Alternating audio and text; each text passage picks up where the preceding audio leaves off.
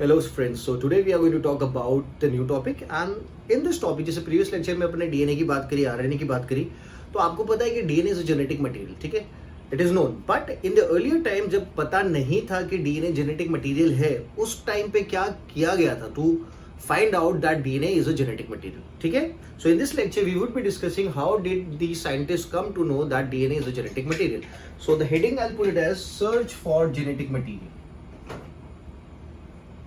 Search for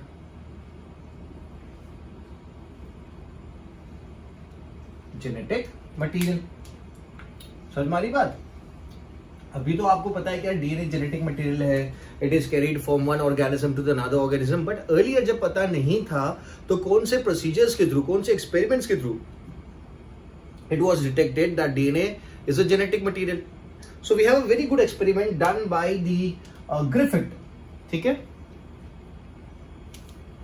So we have a transformation experiment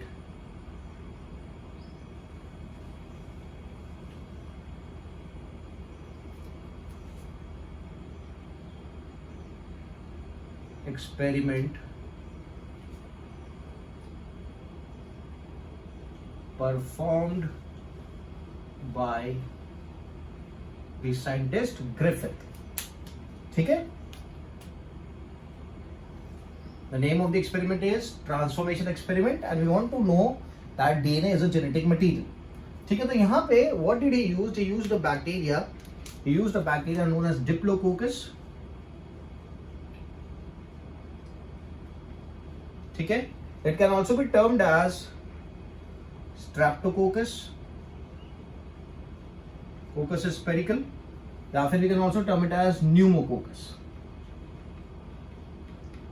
ठीक है? तो आप डिप्लोकोकस भी बोल सकते हो, स्ट्रेप्टोकोकस भी बोल सकते हो एंड न्यूमोकोकस भी बोल सकते हो. ठीक है? तो जो डिप्लोकोकस है या फिर स्ट्रेप्टोकोकस है या फिर न्यूमोकोकस है, इसकी दो वैरायटीज अवेलेबल है, दो स्ट्रेन्स अवेलेबल है. ठीक है? तो मैं इसको रब कर देता हूं.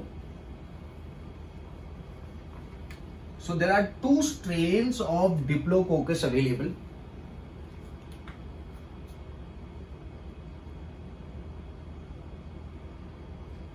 ठीक है?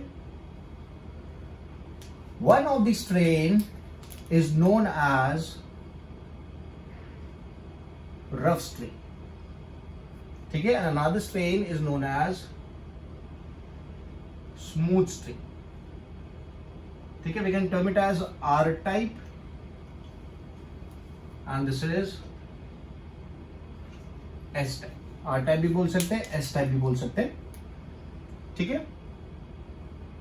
ये जो R type वाला है डिप्लोकोकस, जब इसकी कॉलोनीज बनाई जाती है तो इसकी कॉलोनीज में जो बैक्टीरिया होता है डिप्लोकोकस, उसके ऊपर स्मूथ कवरिंग का डेवलपमेंट नहीं होता. On the surface of the bacteria there is no formation of smooth covering or capsule. तो मैं यहाँ पे लिख देता हूं कवरिंग या फिर जो कैप्सूल है वो एब्सेंट होता है. किसमें? आर टाइप में. इसीलिए उसको नाम क्या दे रखा है? रफ दे रखा है. ठीक है?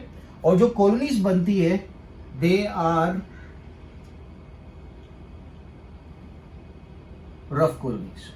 They are rough colonies and they do not cause the disease. They do not work as disease causing organism. So they are termed as non pathogenic. They are termed as non pathogenic. ठीक है? सो diplococcus की एक variety मैं जो बता रहा हूं, एक स्ट्रेन के बारे में जो बोल रहा हूं, that is a rough strain. Rough इसलिए क्योंकि it does not have a smooth और कवरिंग अराउंड इट. ठीक है? तो जो कॉलोनीज बनती है, जब मैं इस बैक्टीरिया को ग्रो करूंगा तो जितने भी कॉलोनीज बनेगी, that colonies would be having no smooth surface और capsule surrounding them. So they are going to be termed as rough colonies and they do not harm और do not cause a disease. So they are termed as non pathogenic. तो R type वाला जो diplococcus है या diplococcus का strain है bacteria का, that is not causing a disease. But उसी तरीके से अगर मैं इसके बारे में डिस्कस करूं, स्मूथ स्ट्रेन के बारे में, तो यहां पे क्या होता है?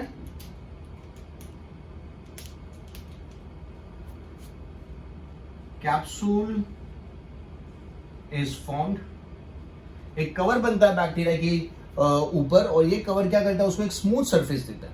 तो जो कॉलोनीज बनेगी यहाँ पे, those colonies are going to be termed as smooth colonies. The colonies are going to be termed as smooth colonies, and these colonies cause disease. तो disease cause करती है तो अपन कौन सा term use करते हैं, pathogenic. Anything that causes a disease is termed as pathogenic. और यहाँ पे कौन सा disease cause होगा? So the name of the disease is pneumonia. ठीक है? So pneumonia is going to be caused here. तो आपको इतना याद रखना है कि जो S टाइप वाली स्ट्रेन है या फिर स्मूथ स्ट्रेन है डिप्लोकोकस की, वो बीमारी कॉज करेगी, निमोनिया कॉज करेगी, पैथोजेनिक होती है। बल्कि जो R टाइप है, that is smooth, it does not cause any disease. ठीक है? Now what Griffith did is he took the S type strain and the R type strain and he infected the mice with the strain. उसने जो माइस था उसके अंदर ये strain को introduce किया और उस माइस को इन्फेक्ट कर दिया। तो बट ऑब्वियसली अगर मैं एस टाइप वाला बैक्टीरिया डिप्लोकोकस को अगर माइस के अंदर डालूंगा तो वो निमोनिया कॉज कर देगा, वो पैथोजेनिक है, और जो माइस था उसकी डेथ हो जाएगी। और अगर मैं आर टाइप वाले को, रफ वाले को अगर माइस के अंदर डालूंगा तो यार this is non pathogenic, this is not causing any disease, तो माइस की डेथ नहीं होगी, तो mice is going to be healthy. ठीक है?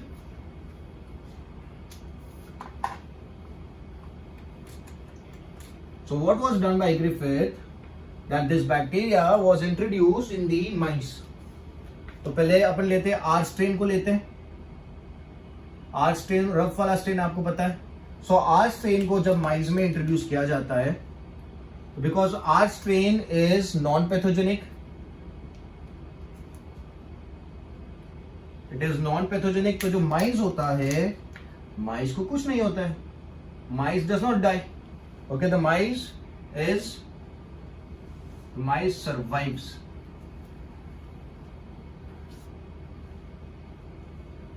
The mice survives. ठीक है? This is one work. Another case में उसने क्या किया? He took the smooth strain of Diplococcus.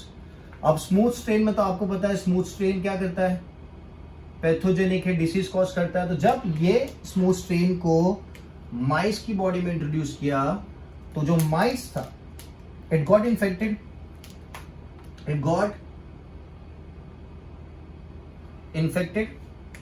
ठीक है? And because of the infection the mice died.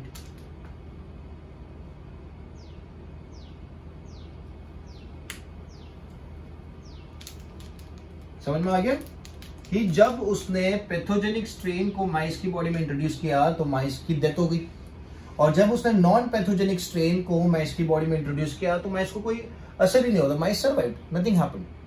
So what he did, he took this S strain, okay, and this S strain को उसने क्या किया, गरम किया, and he killed the bacteria. जब आप गरम करोगे एस स्ट्रेन को, डिप्लोकोकस की स्ट्रेन को, तो क्या होगा, वो बैक्टीरिया मर जाएगा। So यहाँ पे what it did is he took heat killed bacteria। कौन सा वाला बैक्टीरिया, तो अपन मेंशन करते हैं एस्ट्री। ठीक है? उसने बैक्टीरिया को मार दिया और फिर उसने इंट्रोड्यूस किया माइस की बॉडी में। तो अब क्या होगा, बैक्टीरिया मर चुका है तो वो इन्फेक्शन कॉज नहीं कर पाएगा, और इन्फेक्शन कॉज नहीं होगा मतलब जो माइस था वो सरवाइव करेगा, the mice is going to survive. ठीक है? This is clear. जब एस स्ट्रेन को माइस के अंदर इंट्रोड्यूस किया तो उसकी वजह से माइस की डेथ होगी क्योंकि इट वाज पैथोजेनिक। बट आपने क्या किया, अब एस स्ट्रेन वाला जो बैक्टीरिया था उसको हीट किल कर दिया, आपने मार दिया गर्म करके। तो बैक्टीरिया को मार के अगर आप माइस की बॉडी में इंट्रोड्यूस कर रहे हो तो माइस के ऊपर कोई इंपैक्ट नहीं आने वाला है। Then what he did is he took the heat killed bacteria S strain and he added it with the rough strain. तो मैं यहाँ पे लिखता हूं R strain which is non pathogenic plus heat killed bacteria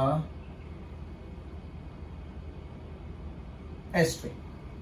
ठीक है, दोनों को मिक्स किया और उसने माइस की बॉडी में इसको इंट्रोड्यूस किया।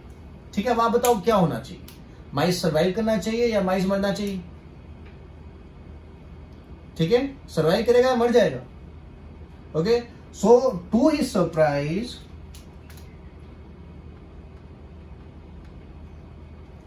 the mice died. The mice died. Mice की डेथ हो गई। So now how is it possible? क्योंकि मैंने ये वाली स्ट्रेन ली है, दिस स्ट्रेन आर स्ट्रेन, इसके बारे में तो मैंने पढ़ा कि इट इज नॉन पैथोजेनिक और यहाँ पे तो माइस सर्वाइव करता है। ठीक है, फिर मैंने ये वाली स्ट्रेन ली जिसमें अपन ने जो स्मूथ स्ट्रेन वाला बैक्टीरिया था उसको मार दिया था और जिसकी वजह से क्या हो रहा था, the mice was surviving again. अब दोनों स्ट्रेन्स को यहाँ पे एडअप कर दिया, R strain plus heat killed bacterial strain. Okay, but यहां पे तो माइस की डेथ हो गई। Now how is it possible? So Griffith was surprised. So what he did, उसने जो डेड माइस था इसको डाइसेक्ट किया, इसको ओपन किया और उसके अंदर जो कंपोनेंट्स थे उसको स्टडी किया। ठीक है, so what actually happened, let's check out.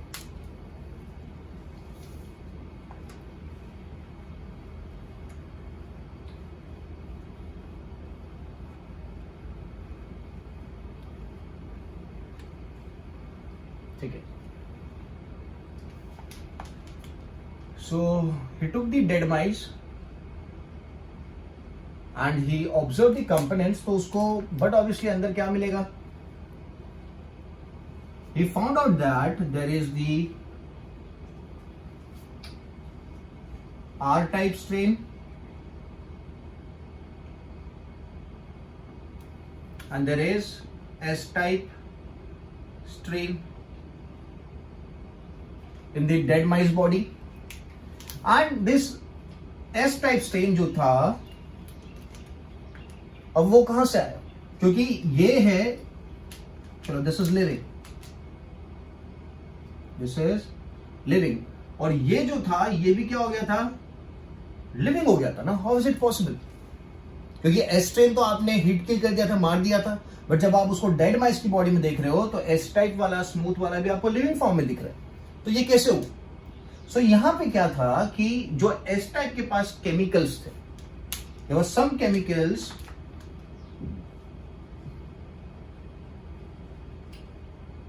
Present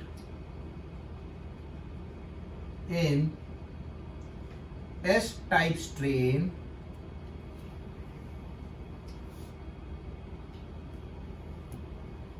S type strain converted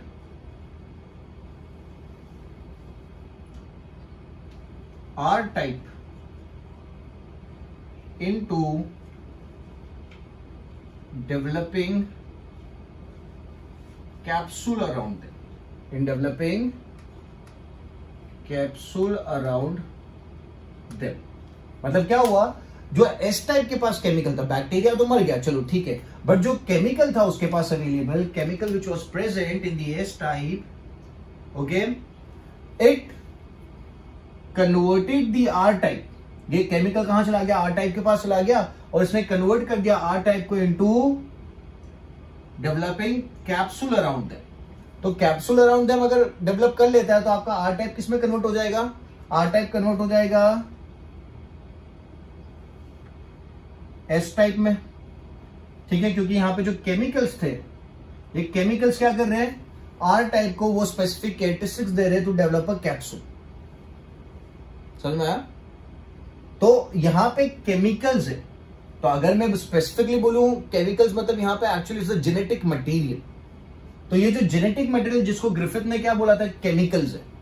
okay, अभी तो अपन को पता है कि this is all happening because of the genetic material, but earlier it was the chemicals.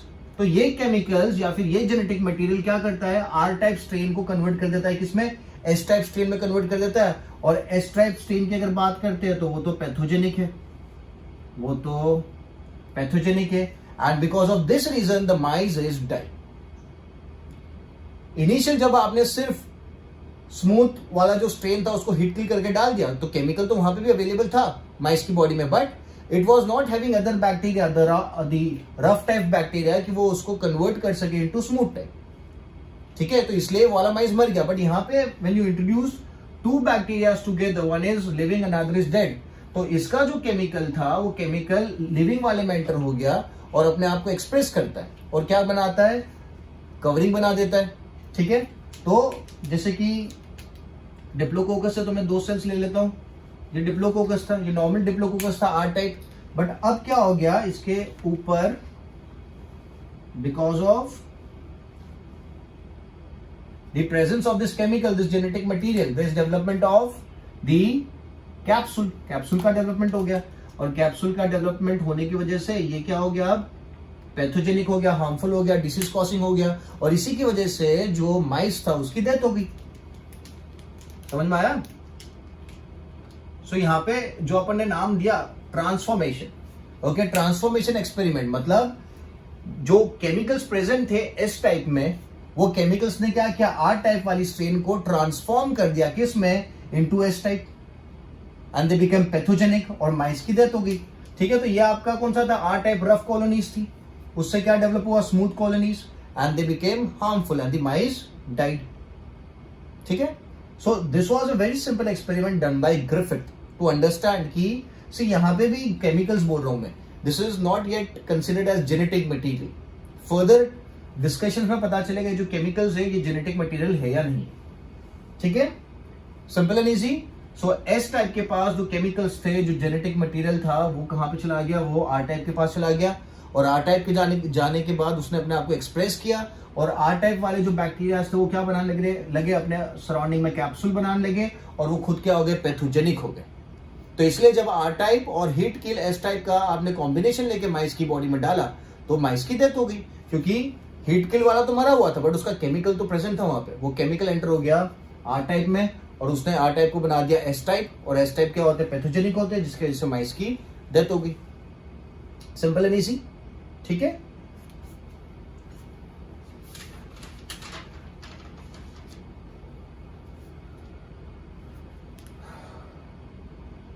ठीक है, सो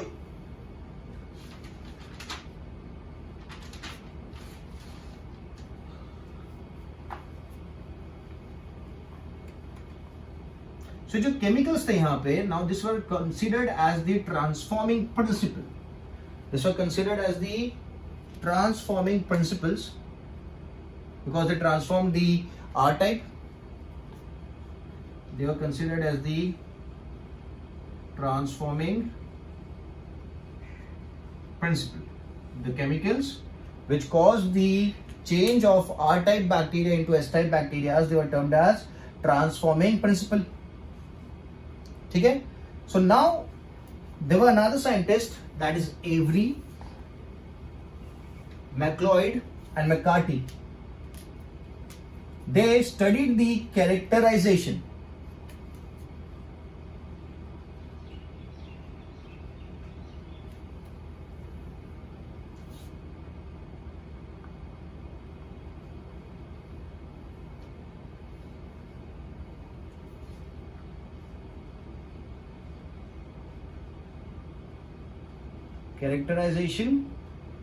of chemical nature, characterization of chemical nature of transforming principle, characterization of chemical nature of transforming principles, मतलब जो chemicals थे इसका chemical nature study किया। किसने study किया? So we have 3 scientist, every,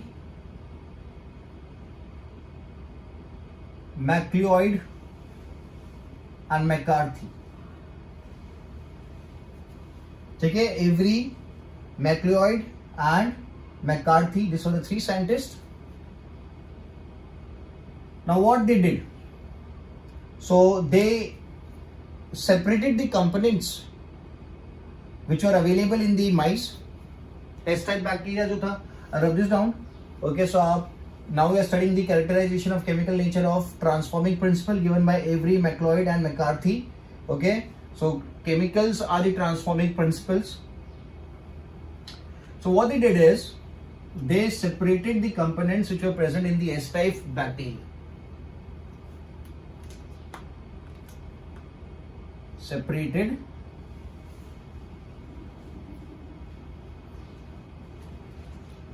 components present in S-type strain या फिर S-type bacteria. ठीक है. So the components which they separated, those were proteins, carbohydrates and DNA.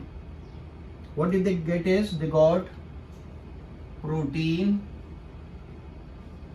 carbohydrates and DNA. ये 3 components उनको मिले और इन तीनों कंपोनेंट्स को क्या किया, they placed in a test tube. कहां पे प्लेस किया, they were placed in a test tube. तो मैं 3 टेस्ट ट्यूब बना देता हूं.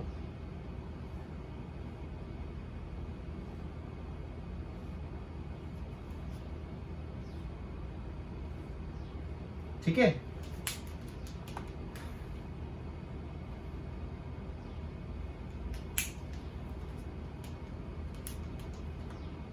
So protein, carbs and DNA are placed in test tube along with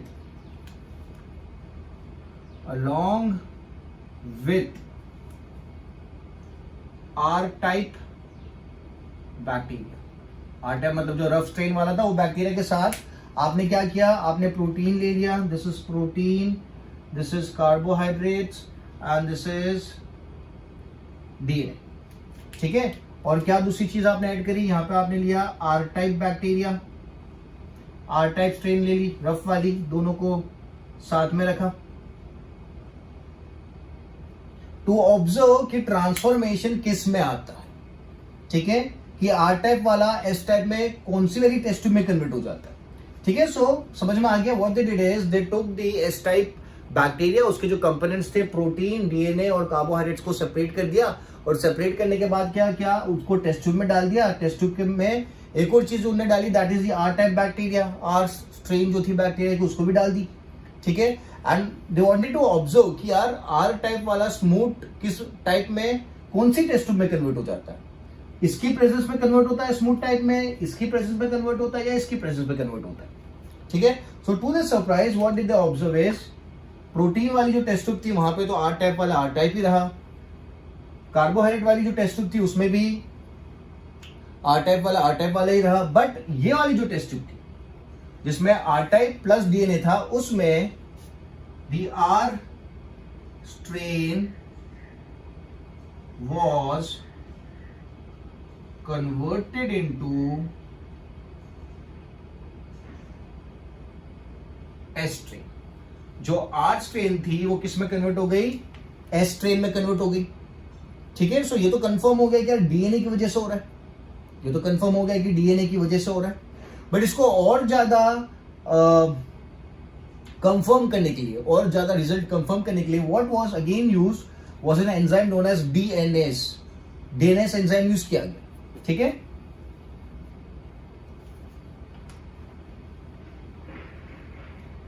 तो मैं यहां पे लिखता हूं to reconfirm the results.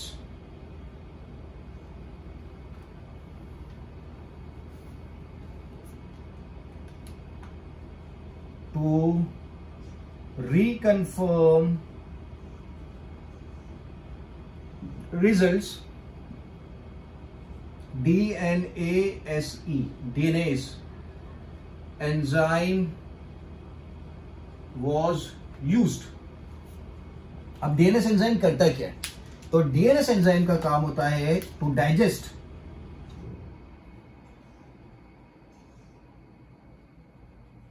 Enzyme digest DNA. तो ये क्या कहता है, डीएनए को डाइजेस्ट करते हैं. ठीक है. तो अभी अपन क्या कर रहे हैं कि इस चीज को फर्दर कंफर्म कर रहे हैं. Okay, the DNS enzyme digest the DNA. तो अब क्या किया, एक और टेस्ट ट्यूब ली, उस टेस्ट ट्यूब में क्या डाला, उस टेस्ट ट्यूब में एस वाले का डीएनए, एस वाले का डीएनए डाला, ठीक है। और क्या था, आर टाइप बैक्टीरियल स्ट्रेन डाली, और दूसरी चीज क्या डाली, डीएनएस एंजाइम डाले, तीनों चीज को ऐड किया। जाली ट्यूब में क्या हुआ था, because of the presence of the DNA, DNA किसका है, एस वाले का डीएनए, इसने कन्वर्ट कर दिया था आर को इनटू एस टाइप। बट अब एक और टेस्ट ट्यूब अपन ले रहे हैं जहां पे we are putting DNase, DNase enzyme, R type bacteria and S type DNA का बैक्टीरिया डाल रहे हैं। तो अगर एक्चुअल में ये डीएनए इसको कन्वर्ट कर रहा है एस स्ट्रेन में, तो इन प्रेजेंस ऑफ डीएनएस, ये डीएनएस क्या करेगा, एस डीएनए को डाइजेस्ट कर देगा, है ना, क्योंकि उसका काम क्या होता है, डाइजेस्ट करना। यहां पे एस डीएनए का एस स्ट्रेन वाले बैक्टीरिया का डीएनए अवेलेबल है, तो ये क्या करेगा, डीएनए इसके डीएनए को डाइजेस्ट कर देगा। अब जब अगर ये डाइजेस्ट हो गया तो ये आर टाइप को इन्फेक्ट नहीं कर पाएगा, ट्रांसफॉर्म नहीं कर पाएगा। तो अब क्या हुआ, because of the presence of DNA, R strain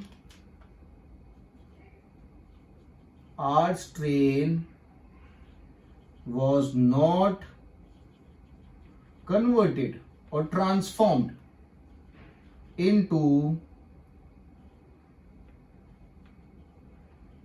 S strain because of the presence of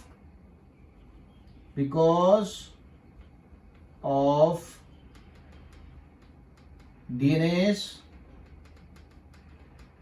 enzyme. समझ में आ गई बात। तो यहां पे प्रूव हो गया कि यार it is because of this DNA the R type strain is converted into the S type, because DNase enzyme की प्रेजेंस में ये डीएनए डाइजेस्ट हो गया, और ये डाइजेस्ट हो गया, इसकी वजह से क्या हुआ, ये वाली टेस्ट ट्यूब में R type was not converted into S type. But यहां पे डीएनएस एंजाइम अपन ने यूज नहीं किया था, इसलिए डीएनए अवेलेबल था, तो उस डीएनए ने क्या किया, आर टाइप को कन्वर्ट कर दिया स्मूथ टाइप में। बट यहां पे because of the use of DNS enzyme it was not converted into, ठीक है, it is not converted, the R strain is not converted into the S strain because of the presence of DNase enzyme। तो DNase enzyme कर क्या रहा है, तो DNase enzyme DNA जो S वाला स्ट्रेन का DNA जो आपने डाला था टेस्ट ट्यूब के अंदर, उसको डाइजेस्ट कर देता है, तो वो DNA खत्म हो गया। so the R is not converted or transformed into the S type, simple and easy, ठीक है। so this reconfirmation work जो था, that was done by Avery, McCart and McLeod, ठीक है। so this was the characterization of chemical nature of transforming principle, ठीक है, simple and easy। अब आगे चलते हैं, एक और साइंटिस्ट की काम की बात करते हैं, that is Hershey and Chase. Hershey and Chase में भी ने भी थोड़ा बहुत कंट्रीब्यूट किया था। यहाँ पे क्या कंट्रीब्यूशन था उनका वो देख लेते हैं।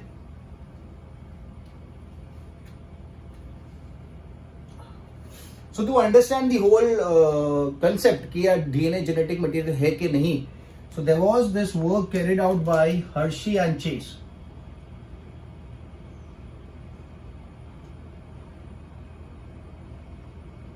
Hershey and chess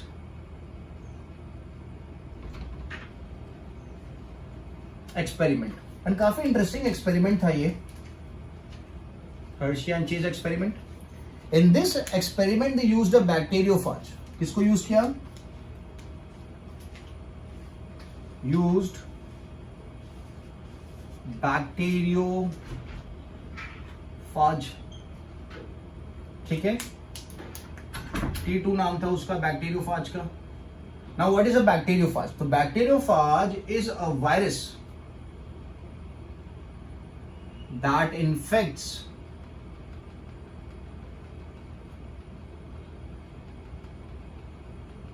bacteria. Bacteriophage is a virus that infects bacteria, और यहां पे जो बैक्टीरिया अपन ने यूज किया that was E. coli, that was E. coli। क्या यूज किया, E. coli, ठीक है। तो हर्शी एंड चेज ने to prove further that DNA is a genetic material, they used bacteriophage, bacteriophage क्या है? Bacteriophage is a virus that infects the bacteria. ठीक है, आप सोचो बैक्टीरिया कितने छोटे होते हैं, तो बैक्टीरियोफाज तो बैक्टीरिया से भी छोटे होते because they are able to infect the bacteria. ठीक है, and the reason they used a virus is because why did they use, क्योंकि कंपेटिटिव में पूछ सकते हैं कि यार वायरस क्यों यूज किया इनने। So the reason for using a virus is virus are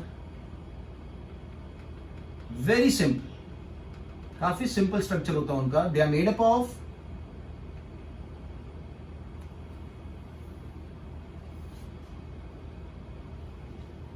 very simple, they are made up of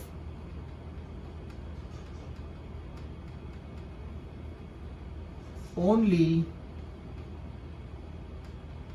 two components, that is protein and DNA। ठीक है, प्रोटीन एंड डीएनए से ही बने होते हैं कौन? वायरसेस। तो अगर वायरस बैक्टीरियोफाज की स्ट्रक्चर देखें अपन, so it's like this.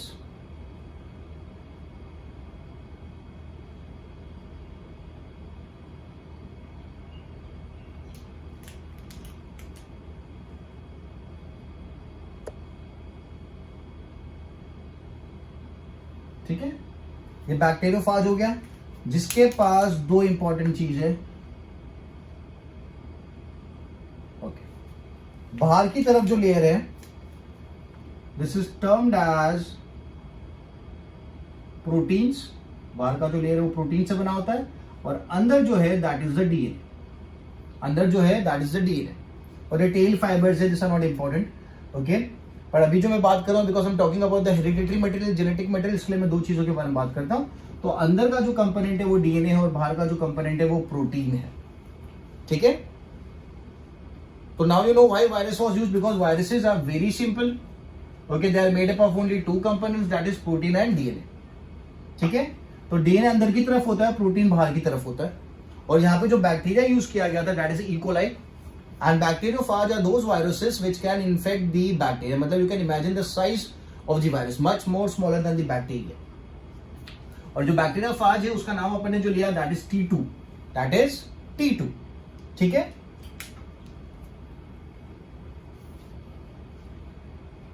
Okay, अब जो बैक्टीरियोफाज अपन ने कंसिडर किया है उसके पास दो कंपोनेंट्स मैंने बोले, प्रोटीन्स एंड डीएनए।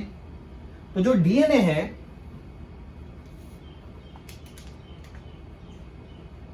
ओके, जो डीएनए है बैक्टीरियोफाज का, और दूसरा स्ट्रक्चर क्या है उसके पास प्रोटीन है, डीएनए एंड प्रोटीन। तो जो डीएनए है that consist of phosphorus and sulphur is absent, और प्रोटीन जो होता है प्रोटीन में उल्टा है, फॉस्फोरस एब्सेंट होता है और सल्फर प्रेजेंट होता है। तो मैं यहां पे कर देता हूं tick for this, and this is absent and this is absent in the protein and this is present. ठीक है,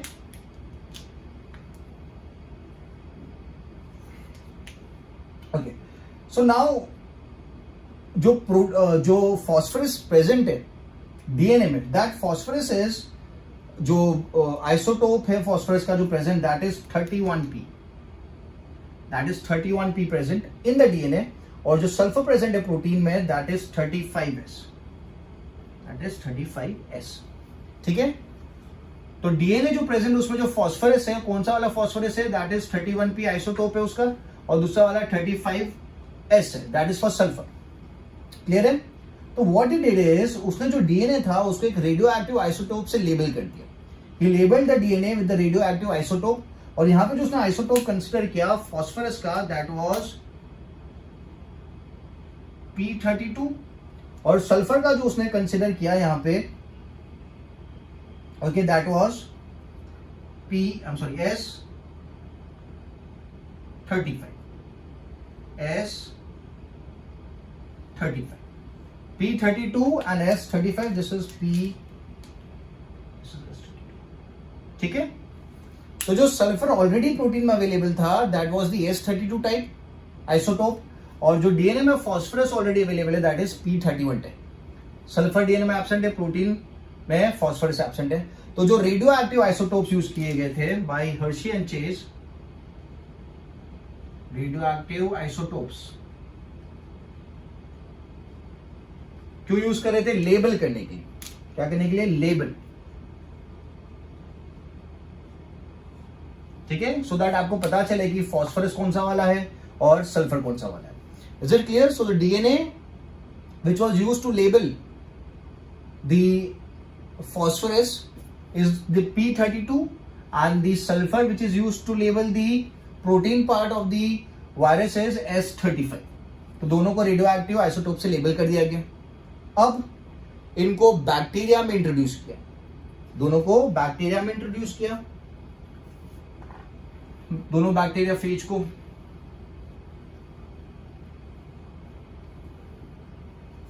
सो यहां पे एक में क्या रेडियो एक्टिव है? One of the viruses is DNA radioactive है उसका, और दूसरे वाले का प्रोटीन रेडियो एक्टिव है।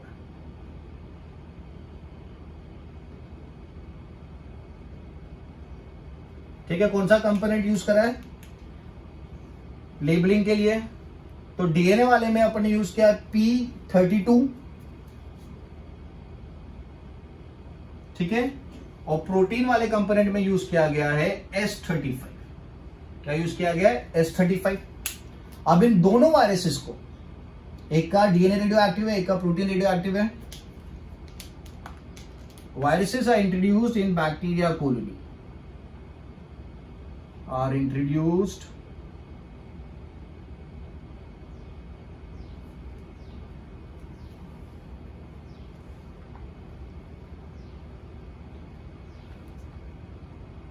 दोनों केस में क्या करेंगे? वायरसेस आर इंट्रोड्यूस्ड इन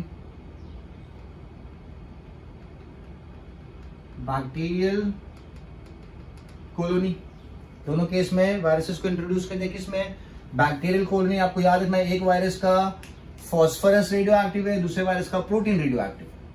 ठीक है, सो अब क्या होगा?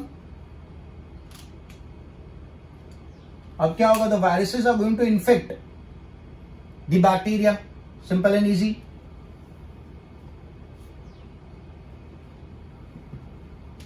So what is going to happen is both the viruses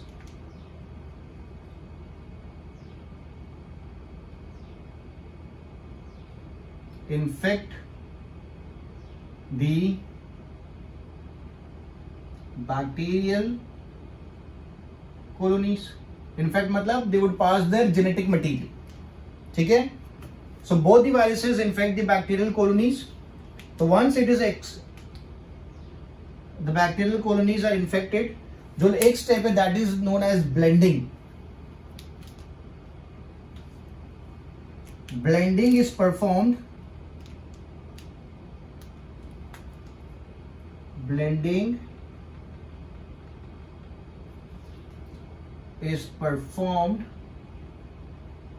to detach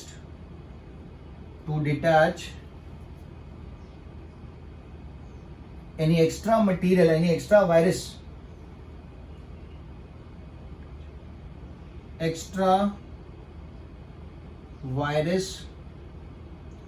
attachment to bacteria। ठीक है, आप एक ब्लेंडिंग मतलब आप एगिटेट कर देते हो, मिक्स कर देते हो, सो दैट जो भी एक्स्ट्रा वायरसेस अटैच हो गए ना वो निकल जाएंगे। जो वायरस को अंदर एंटर होना था वो चले गए, ओके, बाकी के जो अटैच हो गए वो वहां से डिटैच हो गए। ठीक है, simple and easy. So blending is a step जो आपको याद रखना है। Once the bacteria are infected, अब क्या करेंगे? दोनों याली bacterial colony which are infected by protein radioactive और याली colony which is infected by DNA radioactive 32P, उनको सेंट्रीफ्यूज करेंगे। क्या करेंगे? सेंट्रीफ्यूज करेंगे।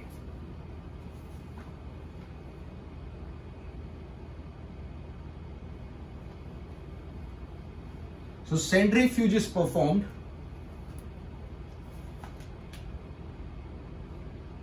after सेंट्रीफ्यूज इज परफॉर्म्ड, आपको पता है सेंट्रीफ्यूज एक मशीन होती है जो सेंट्रीफ्यूगल फोर्स पे काम करती है। तो आपको टेस्ट ट्यूब में कंपोनेंट्स भर के आपको क्या करना है, उसको सेंट्रीफ्यूज मशीन में रख देना है और वो रोटेट करती है। इट रोटेट्स एट 1000 आरपीएम और 900 आरपीएम रोटेशंस पर minute.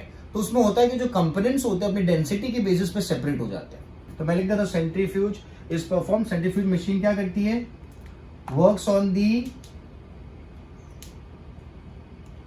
separates components, separates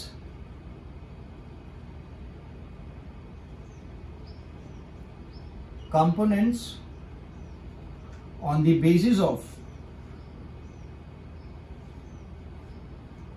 density. वो चीजों को अपनी डेंसिटी के बेसिस पे क्या कर देगी, सेपरेट कर देगी। मतलब जो हैवियर कंपोनेंट होगा वो नीचे सेटल हो जाएगा और जो लाइटर कंपोनेंट होगा वो ऊपर ही रहेगा। तो दोनों केसेस में अगर अपन देखें तो दो टेस्ट ट्यूब जो है जिनको आपने सेंट्रीफ्यूज किया,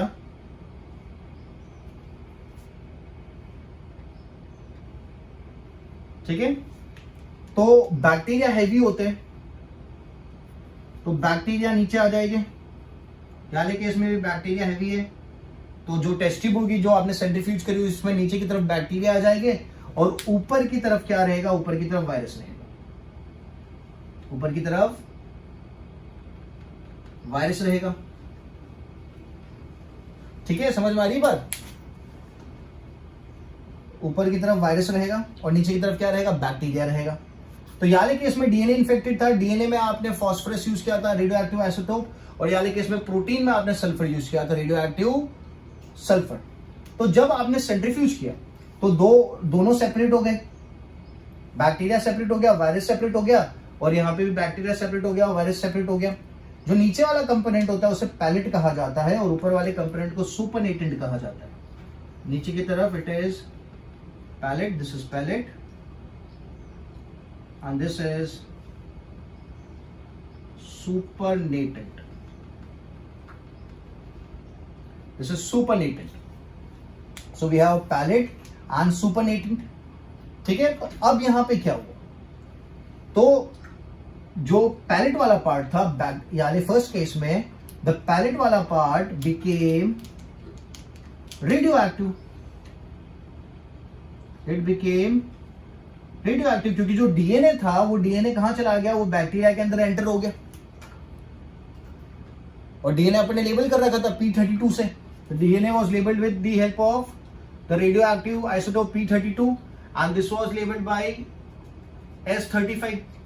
ठीक है, तो डीएनए वायरस में से चला गया किसके पास, बैक्टीरिया के पास चला गया, इसलिए जो बैक्टीरिया का डीएनए था वो भी क्या हो गया, रेडियो एक्टिव हो गया।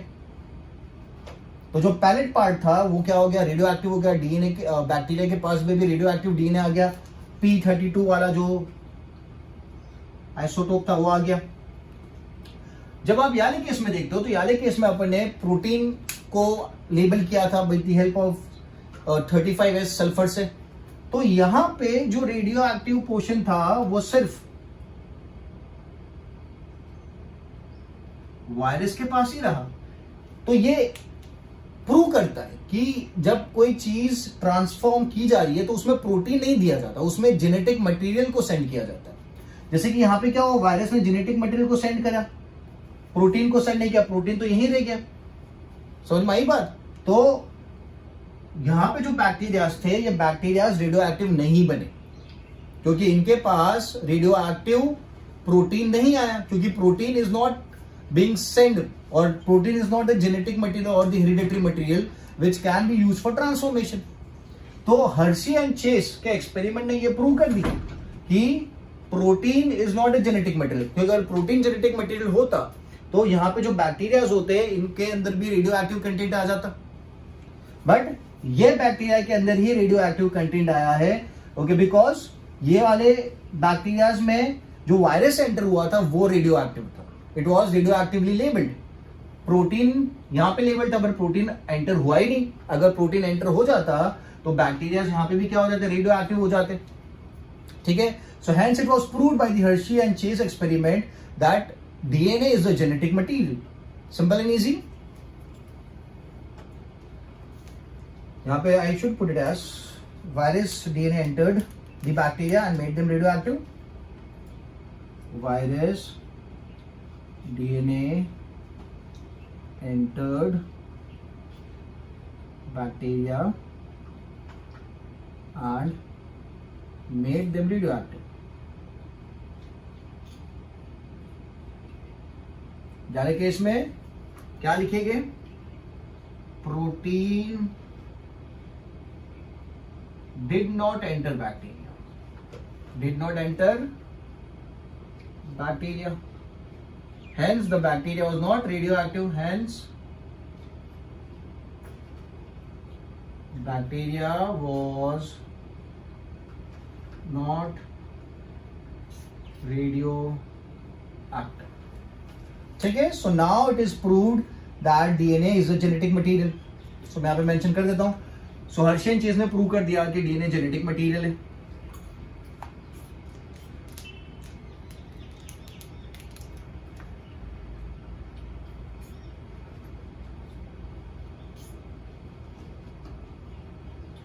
DNA is genetic material.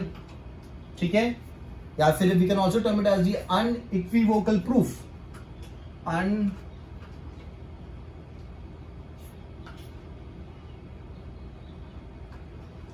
Unequivocal proof that DNA is the genetic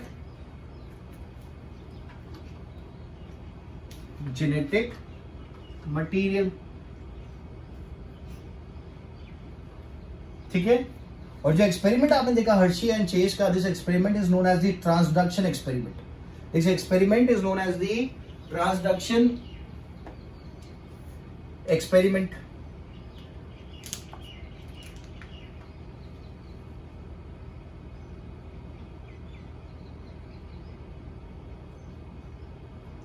ठीक है.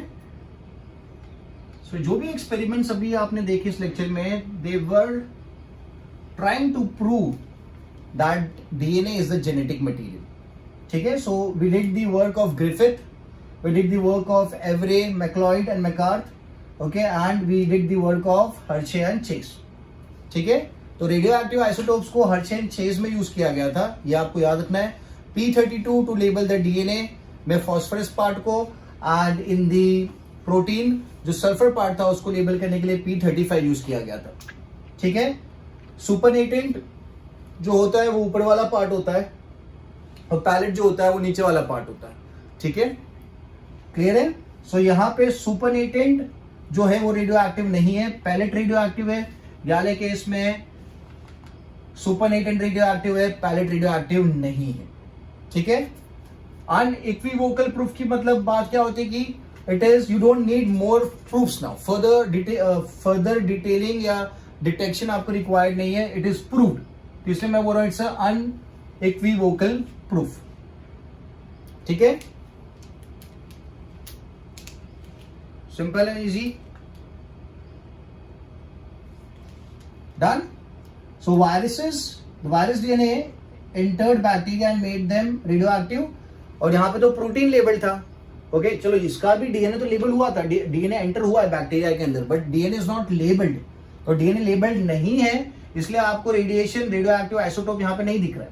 बट इसमें तो आपने प्रोटीन को लेबल किया, और प्रोटीन तो कैरी फॉरवर्ड नहीं होगा, प्रोटीन तो बैक्टीरिया में एंटर नहीं होगा, इसीलिए protein is only limited to the virus. तो इसीलिए जो सुपरनेटेंट वाला पार्ट है सिर्फ वही क्या है, रेडियो एक्टिव है. क्लियर है. So this work of Hershey and Chase is known as the transduction experiment. ठीक है. So I keep this much for the lecture. In the next lecture will move ahead and talk about the another detailings of the chapter. ठीक है. चलो bye bye.